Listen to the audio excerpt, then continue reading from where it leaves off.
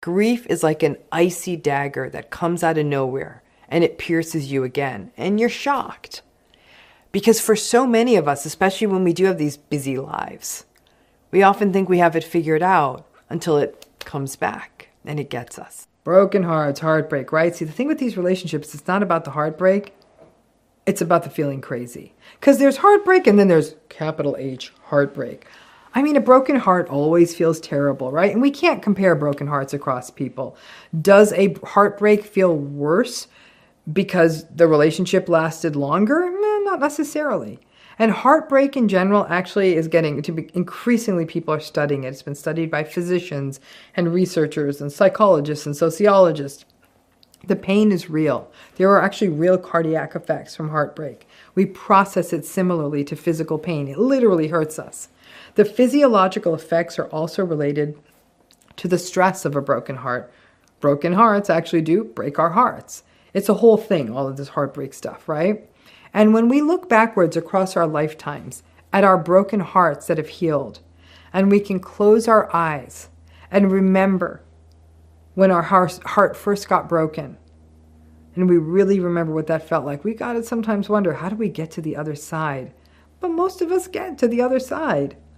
And hearts aren't just broken in romantic relationships. It can happen in family relationships, in friendships, with anyone we love, romantic or not. Our heart can be broken. But obviously, the romantic heartbreaks are the ones that get most of the focus, right? Then, though, there is the narcissistic broken heart. The broken heart we have from the narcissistic relationship. And as you know, I've lately been chatting with more people than ever because of the book. And I have talked to lots of folks lately about their broken hearts in narcissistic relationships. The trauma bond can take a broken heart and elevate it to the level of sheer panic. The idea that this is not just the loss of a relationship when a narcissistic relationship ends, but as though a physical part of you was yanked off. But the more I talked to folks, I realized that the broken heart, as painful as it was, may not have been as primary an issue with folks recovering from narcissistic relationships that were ending. The thing that was really the issue was the feeling crazy. I know we're not supposed to use the word crazy, that it's not a technical or even a kind term, but I gotta be frank with you. I sat with this for a minute. It's the only word that works here. You literally feel upside down, not sane, almost in another universe. You feel crazy. And this is the word my clients and folks in these relationships use. I have used it to describe myself in these relationships, because here's the deal. People in narcissistic relationships, in the majority of cases, know that the relationship was not good. At some level, you're like, this is not good. It was mean, it was unkind, it was unpredictable, it was manipulative. The thinking part of your mind gets it. The trauma bonding is what often supersedes that, and we lose sight of it. But when it ends, it hurts and it's painful, and you may fall into euphoric recall. But there's a tiny part of you that also knew that there was no there in that relationship. It's very different than the heartbreak of losing the sweet love of your life after 50 years, for example. But let's go back to that part about feeling crazy, because that's really the issue. The months, even perhaps the years of walking around and asking yourself, how did I not see this? How did nobody see this? Why does everybody still rally around them? Why did I put up with this? There were good days, right? Why would someone be willing to make someone they were married to for 50 years and who raised children with them? Why are they trying to make it so I can't even afford a place to rent? How could someone do something so cruel? Maybe I don't understand people. Maybe I am not reading this right. This can't be right. I don't live in a Lifetime movie. They had a normal job and friends. How did they move on so quickly? How is this new person not seeing it? Maybe I wasn't trying hard enough. You know the carousel. Round and round you go, trying to make your existing sense of this mess. But actually, now whatever insanity you were feeling, it feels multiplied 100-fold. You feel crazy. And being made to feel crazy is a terrible thing to do to someone, frankly. And maybe I'm jaded because of what I do for a living. In fact, I know I am. I actually think it's worse to leave someone feeling crazy than it is to break their heart. Hearts heal. I've been in this business for decades. Hearts heal. It's amazing to see before and after pictures of heartbreak. The person who can barely get out of bed to the person who shrugs their shoulders and is even able to make meaning out of their broken heart. But a relationship that leaves someone feeling as though they are crazy, that's just plain wrong. Gaslighting, which is a key dynamic of these kinds of narcissistic relationships, meant that we likely felt crazy while we were in the relationship itself. So when it ends, especially if it was a betrayal or a big barrel of lies, or they move on quickly with someone else, or even when we did every single thing they asked us to, that they still leave and say it wasn't working. And that gets multiplied by all the gaslighted stuff that happened in the relationship. We feel crazy. I have worked with hundreds of folks on this. And the heartache, heartbreak part, listen, I don't mean to minimize it because I know it hurts. That's what I call, though, the psychological chicken soup part. I know they're going to get to the other side through empathy and time and soothing.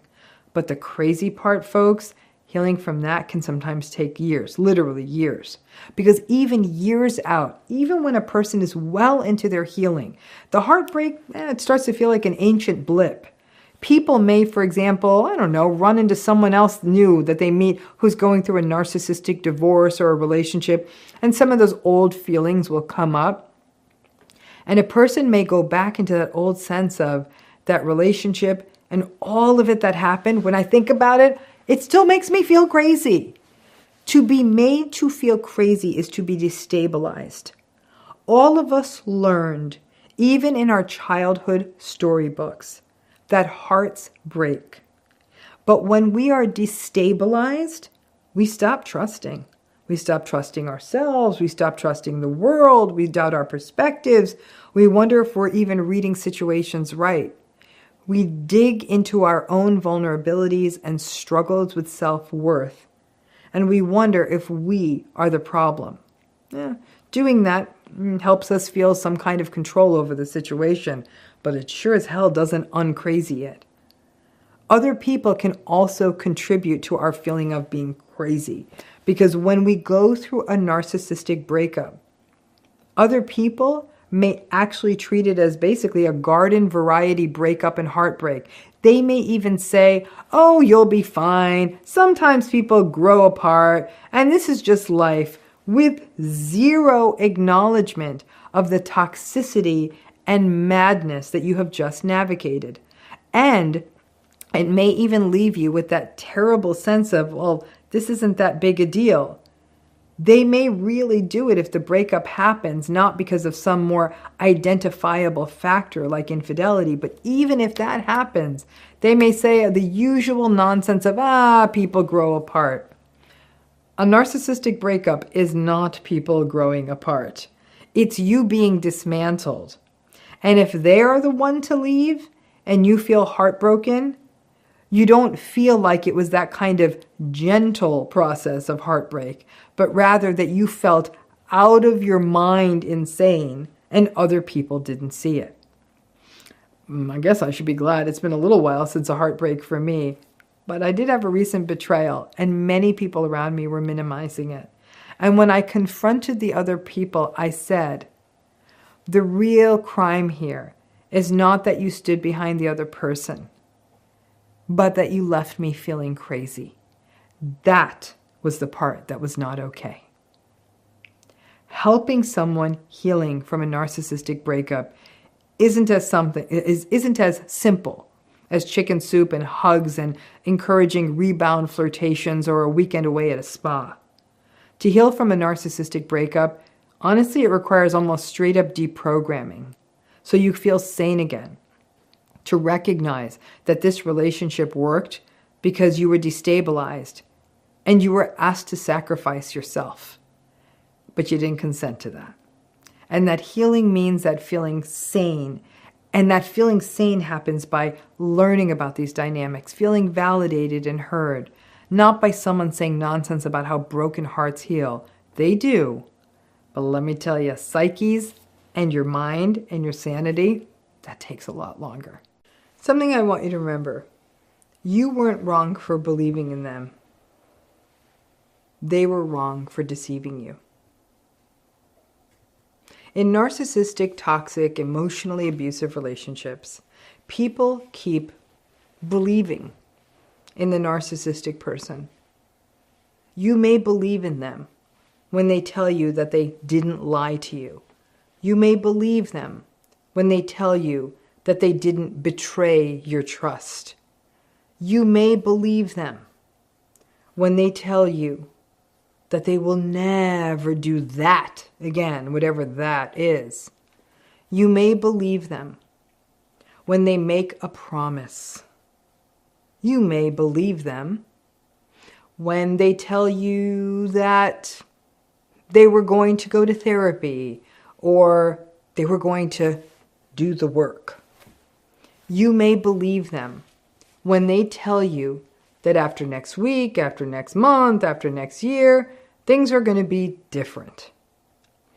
You may believe them when they tell you that they are going to change. In fact, I am sure that you did believe them at least once, and probably a lot more than that. You believed them. Why did you believe them? Lots of reasons. Because you wanted to believe them. Because you hoped they could change. Because you wanted the thing that they promised. Because you loved them. Because you had empathy for their situation, or what they were going through, or what they have gone through in their lives. Because you thought you were being cold, or cynical, or defeatist if you didn't believe them. Because other people told you to believe them, and the other people believed them too. Because you believe in second chances. Because you believed in forgiveness. Because you were trauma bonded and didn't even know that was a thing. And then the problem is that after you believe someone in one of these relationships, well, you know how that goes. They betray you again. The promise is broken. They do that, whatever that is, again. The change doesn't happen. They blame you for whatever you believed in. They blame you for why they couldn't do and make the change that you expected of them. And with this in particular, it has a rough effect on people. After you believe them, and all of this happens, you would think that the prevailing emotion would be anger. But sadly, more often, you felt foolish, stupid, ashamed, embarrassed, naive, codependent. So let's break that down. Because this is what happens in every narcissistic relationship repeatedly. And over time, you know this because it probably happened to you. What we don't hear is that the survivor says, well, this isn't okay. They violated my trust. They lied. They deceived me. Instead, what most survivors say is, I was so stupid for believing them. This is a real barrier to healing Because believing someone you love, believing someone you are in a relationship with, believing a family member, believing a friend, believing a colleague, this is pretty base model stuff. It isn't even just about love. It's about the foundational aspects of trust in a relationship. It is interesting that not only are survivors quick to blame themselves in relationships, other people are bound to say this to you also. Oh, come on, I can't believe you believed him again after last time. You really believed him? I mean, keep in mind, of course, that these are the same people that may have viewed you as cynical if you didn't believe the narcissistic people in the first place. Again, we're back to you can't win. Healing is being able to more quickly shift from I was wrong for believing them to they were wrong for betraying my trust. And listen, the real win is that you go right to they were wrong for betraying or lying or repeatedly breaking promises. But that is not realistic. We tend to go through the self-blame phase. That's part of the grief. And then we work our way to the next.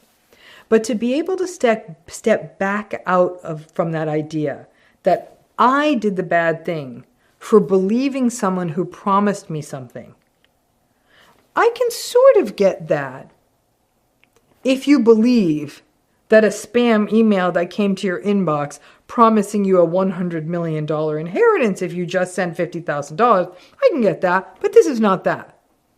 This is about believing someone whom perhaps you were raised to trust, or have a family with, or have had a long friendship with, that you might have known for 50 years. It doesn't feel good to slowly recognize that a relationship we are in, a close, important relationship, it doesn't feel good for that to feel like a grift. So blaming ourselves moves the onus and culpability to us. It gives us a little more control, and strangely, it can make the world seem a lot less scary because then maybe we can fix it because we're the problem. But there's a big cost to doing that. And that is that you slowly build up this identity of yourself as foolish or naive or a sucker or a doormat. And that in the long term, that is going to affect how you go through life and go through relationships. This mindset can also keep us stuck in toxic relationships because we do blame ourselves, saying things like, I was foolish for believing them. Again, viewing yourself as the weak link in the chain, and then that's not true. Empathy and compassion, which are important values for many healthy people, can actually make you more likely to blame yourself for believing in someone. And the twisted part is that if you don't believe them and you tell them that you don't believe them, well, then it's gaslight city. And they'll say something like, see, the problem is you. You are so cynical. You are so untrusting. You are so cut off. Blah, blah, blah. The win is to learn to not believe them, to not blame yourself when they do you wrong, and not let them know ahead of time that you don't believe them. You don't want to give them that tell. It's like living in a perpetual game of guess the liar first. You can't let them see your tell, and you have to literally plan your life around their upcoming betrayal or broken promises. Now, this is not a long-term sustainable strategy.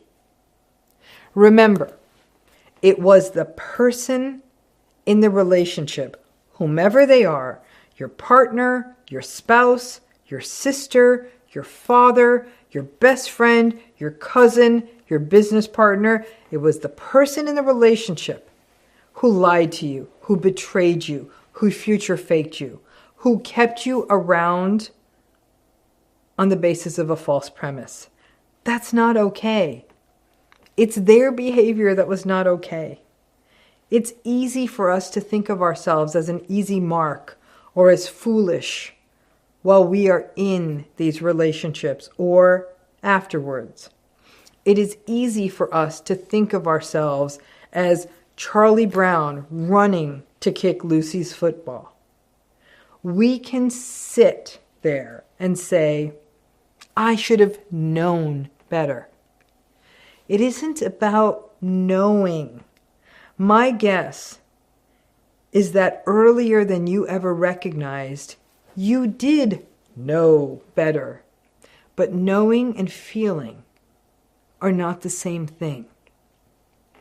And other complicated forces, like trauma bonding and hope and even love, intervene and undercut rationality.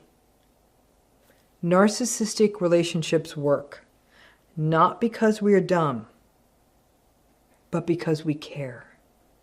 And we want to believe the people that we care about. Does that mean that healing means you stop caring? Hell no. Because that capacity to care is an integral part of you as a human being who's going to go forward to connect with other people, healthy people. But it does mean that you stop kicking yourself for believing someone who was selfish and entitled and didn't have empathy and who was a top-notch betrayer and manipulator, and instead see that who they are is someone who is willing to do this. And that is a them thing. And we can say it together. It's not you. Even though it feels like it is sometimes. How does that old saying go? Don't hate the player, hate the game. You can actually be mad at both. Just don't hate yourself for the simple act of believing in someone you thought was safe, that you cared about, or that you loved. Have you ever had the experience in a narcissistic relationship of looking back and sadly sort of cringing at yourself, at things you did or things you said or even the things you might have hoped for? You may look back and cringe at justifications you made for their behavior in the relationship. You may look back and feel sick that you let them back into your life. You may look back and cringe at your own betrayal blindness, at not seeing things that were clearly happening, but you also know that you did see them, but also weren't really seeing them. And at the time, you didn't do anything about it, but now you see it clearly. You may look back and recall how hard you worked to make it work, all the ways you overextended yourself or walked on eggshells or the sacrifices you made or the people you gave up. You may look back and feel sick that you got into big arguments with them where you kept trying to explain yourself. You may look back and look at times that you may have tried to win them over, praise them, compliment them, fluff them up. You may look back and remember how you missed things that were important to other people in your life. A friend's birthday party, a cousin's wedding, a night that a friend just wanted to talk to you, but because you were too busy dealing with the narcissistic relationship or didn't want to anger the narcissistic person or just you weren't up to the fight with the narcissistic person to find the time or go to the event. You may look back and recall how you listened to their justifications and believed their future faking and believed them when they said they would change. And as you look back, you may shake your head or even shudder. And this is something I call the shame look back. And it's important to understand this phenomenon because it can slow down your healing, which is never a good thing. There is that moment When you finally understand the entire narcissism thing, the radical acceptance, and it's not going to change, and how the dynamics work, and that it isn't just about charm and charisma and confidence, but it's also about dehumanization and neglect and manipulation, and that just because some things may be nice from time to time, that it's not enough if someone keeps making you smaller and smaller every day. And there is that moment, and it's a big moment, when you do recognize in this relationship that it's not you. And while the self-blame may take a minute to clear out, that you do start seeing that the behaviors, the patterns that are in the narcissistic person, and all the hypervigilance and eggshell walking and attempts to mind read will never work. But healing is not as simple as looking forward and individuating and integrating and getting it.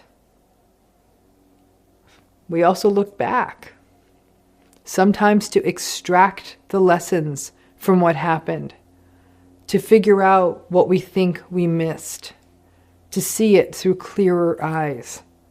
And when we look back with the new glasses of understanding narcissism and these dynamics, we look back at a version of ourselves that can feel almost unrecognizable. When you look back, you may see warning signs that are so clear to you now. You didn't even know future faking was a thing once upon a time, but now you do. You may see the gaslighting for what it was, but didn't get it then. You may also recognize that the betrayal blindness was real, and that the not seeing the betrayals meant that the status quo, the relationship, and all that went with it could be maintained. Your attachments could sustain and life could go on. Once we see it clearly, we wonder, how the hell did we miss it? And worse, we may look back and say, ew, how did I do that? When we look back, we sometimes feel we betrayed ourselves. But you didn't. This is where, just like with inner child work, I believe there has to be inner me before I understood narcissism work. Because it may be very much an adult you that may have been healing from childhood wounds, or who didn't understand that narcissism was a thing, or didn't have a complete understanding of it. That you, the you before understanding narcissism, needs to be cared for and protected and guided, just like an inner child would. We don't want to lash out at an inner child. And ideally, we do not lash out at this us from back then who didn't get it. The shame look back can slow down healing because, as I said, not only can it leave us feeling like we betrayed ourselves, but we may carry this sense of shame for being weak or dumb or complicit or foolish. Again, you didn't know and nobody teaches you this. And then throw on top of that there may have been enablers and dismissers and other casts of characters who either were narcissistic themselves or also didn't see it or didn't want to see it. I mean, honestly, none of us really have a chance at this. We're going to get pulled into these relationships because we're not being taught. Listen, none of us look back at ourselves and shame ourselves for once not being able to walk or ride a bike or read. We had to learn those things. And frankly, this navigating narcissistic relationship stuff is similar. And we only in the last 15, 20 years have even started having this conversation in public forums, and really not in earnest until the last 5 years. Nobody taught you this. In many ways, the way most of us did our narcissistic relationships in the past, giving second chances, giving the benefit of the doubt, forgiving, wondering what our part was, trying all kinds of ways to communicate. That's what the books still tell people to do. Listen, even in 2025, lots of folks go into couples therapy and aren't told about narcissism, even when it is clear as day that they are in a narcissistic relationship. What you did in this relationship in the past was, let's call it conventional. And it was what you were taught to do. Learning about narcissism and integrating it into how you approach a relationship, that's actually a massive evolution and shift. But the shame look back, like I said, can be something that makes us visibly cringe at ourselves, fosters a sense of judgment in ourselves, a shame within ourselves, a sense, again, that we betrayed ourselves. And shame is not good for us. For a long time, you have had to carry the projected shame of the narcissistic person, having to continue to carry a shame on top of that for not knowing something you weren't taught. It's slowing down your process of healing and growth. But it's common, and it's too simple for me to say, don't do it. But there are things you can do, like practicing self-compassion, paying attention to how you carry the shame in your body physically. You can't just turn it off. And if you try to just ignore your past, it will come back and bite you. Most of the shame look back and those behaviors we did in the past were our well-intentioned but doomed attempts to connect to someone unhealthy or harmful. They were attachment behaviors and attempts to protect ourselves, which ended up harming ourselves, which is what protective pieces of ourselves can do. But open yourself up to the possibility that all along you were simply being human. You were trying to attach and connect. You were having empathy, but sadly you were trying to do all of this in a one-way relationship.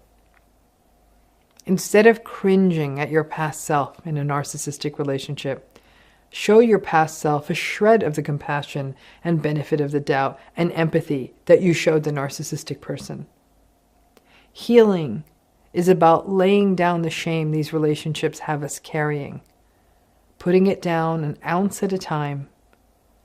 The shame of our past behavior that was simply an attempt to connect or stay safe. The shame that was projected on us. The shame we were taught to have about our true selves. The shame we had because we believed that we betrayed ourselves. The shame of believing it was our fault. It never was. Being in a relationship where you are being harmed and trying harder and harder doesn't make you foolish. It makes you human. And courage is the willingness to learn about uncomfortable dynamics, such as narcissistic relationships, even though it means that the hope and all the illusions we had will be toppled.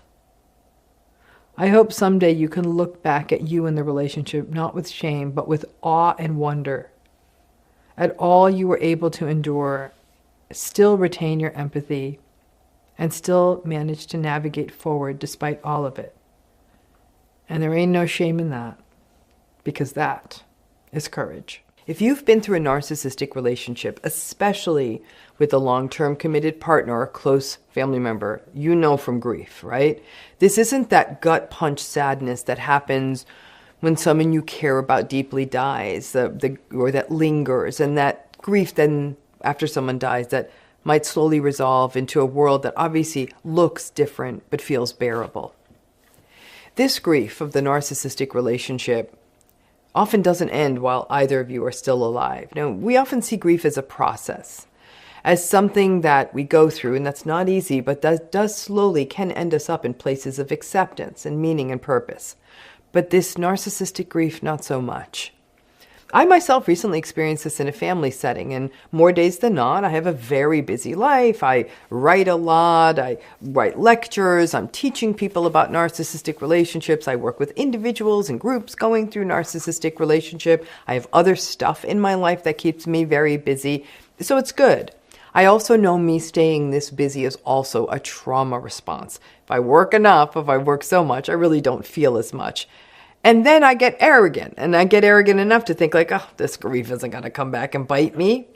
But some days come up, and just when you or I think you have it all figured out, you might be interacting with one of the narcissistic people who has had or continues to have a profound effect on your life.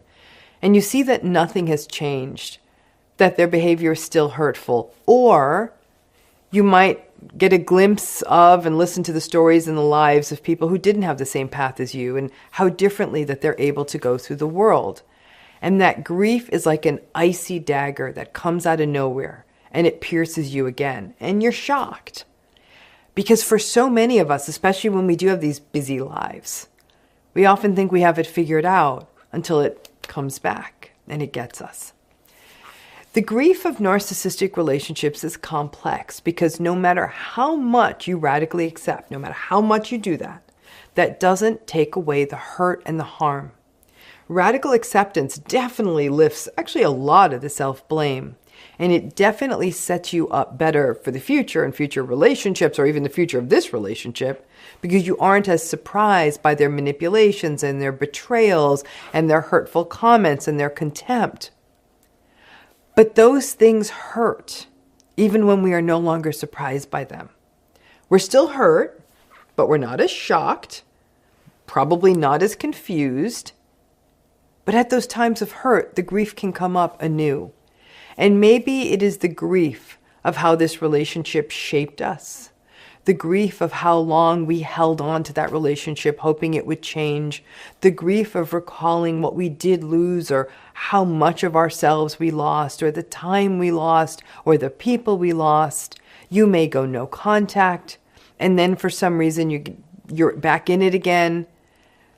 You may have sporadic contact with the narcissistic person or system, and then when there is contact again, that icy grief dagger comes right back at you. Listen, you might even have forced regular contact. For example, co-parenting is a great example. And each time the problem behaviors are revealed and re-revealed to you, you may no longer be surprised, but you still feel not just anger and frustration, but also that sense of loss and grief. The grief doesn't really resolve. It's sort of the loss that keeps on giving. And it's not a one-off. There are other traumas, for example, that in life that can feel like more of a one-off. For example, a terrible thing that happens one time, and that can certainly stay with the person for many years, even a lifetime. But the challenge of narcissistic relationships is that they just keep being unhealthy each time we interact with them. Trauma generates grief.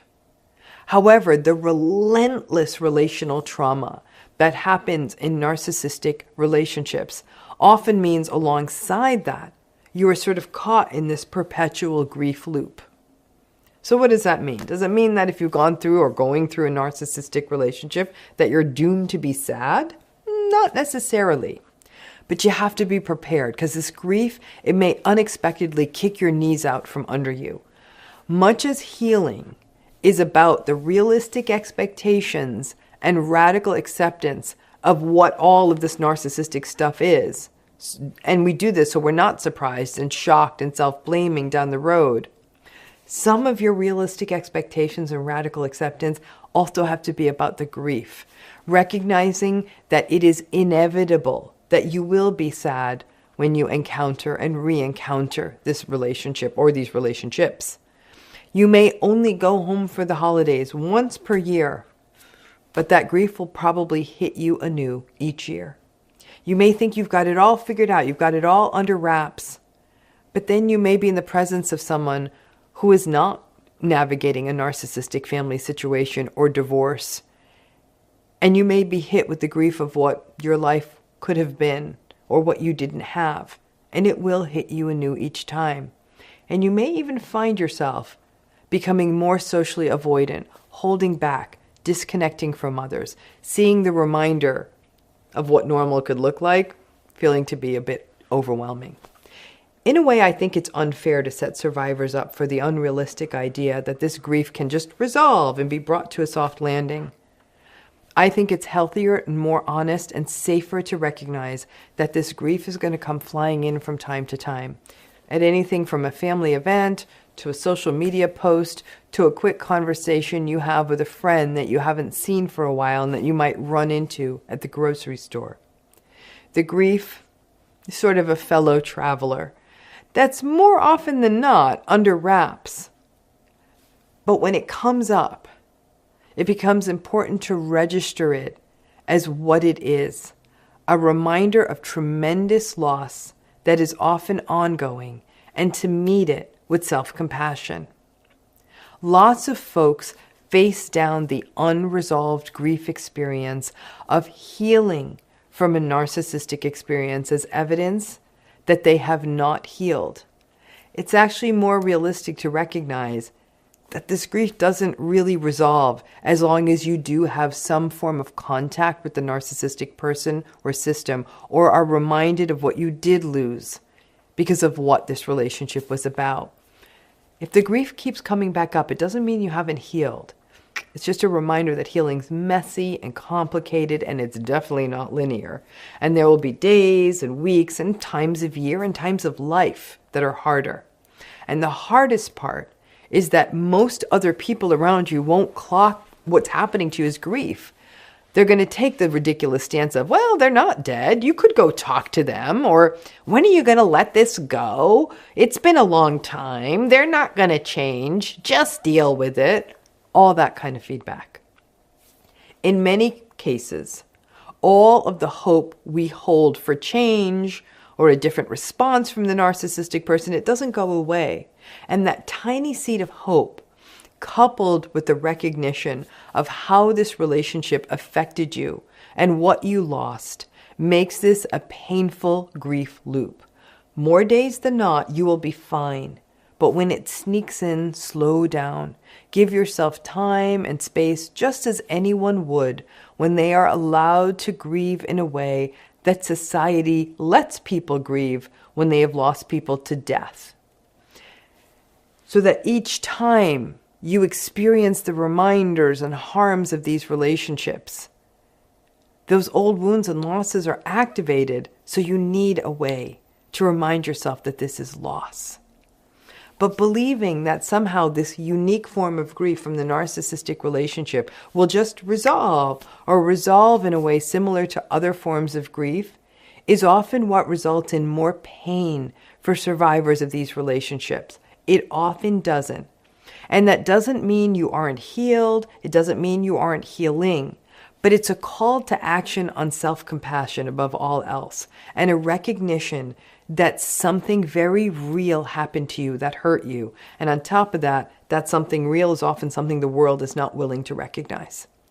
Rarely is there that concept of closure when a narcissistic relationship ends, or even when one of these relationships persists. There is no revelatory, see the light, deathbed confession or anything like that.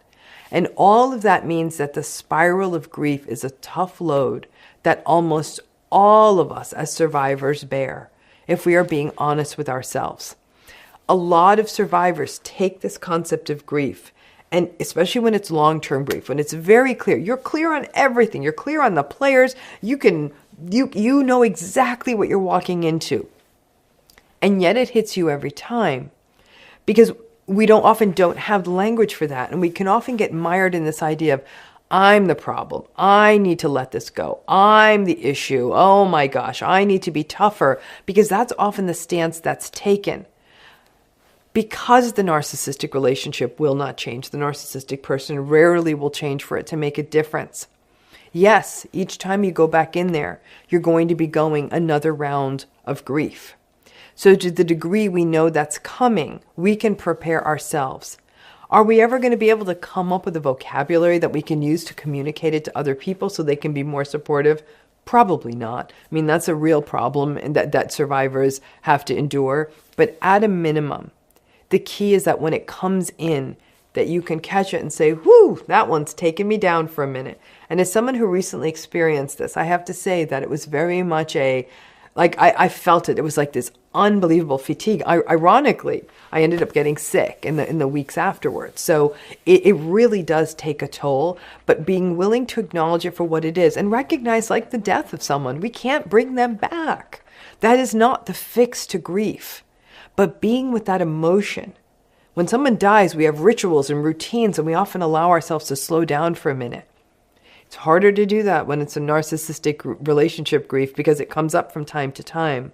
And no, you may not take weeks off from work or days to figure it out, but even a few hours where you're like, I need to be gentle with myself. That was not easy. That brought up a lot of old stuff for me.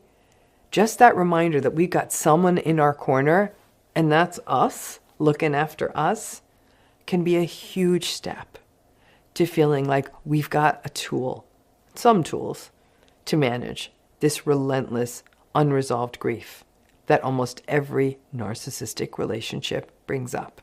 Remember, there is no closure in a narcissistic relationship. Thanks again.